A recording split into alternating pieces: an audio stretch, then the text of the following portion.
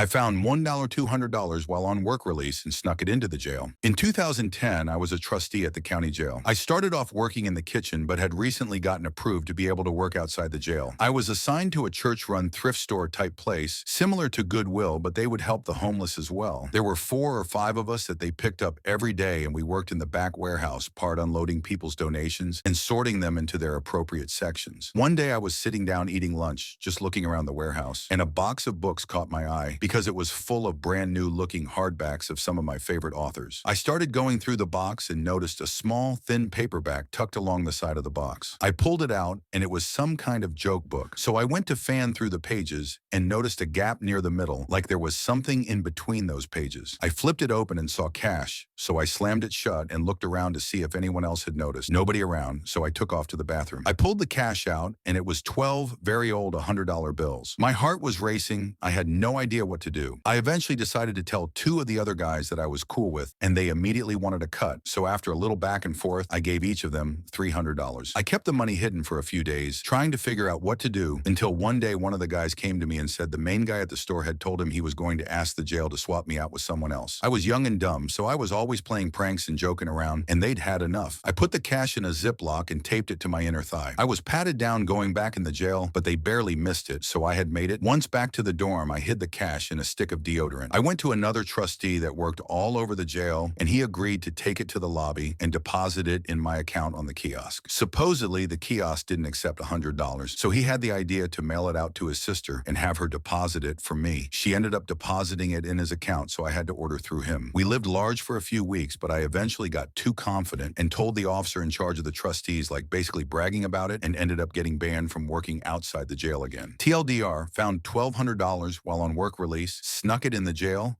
mailed it out of the jail, spent it on snacks.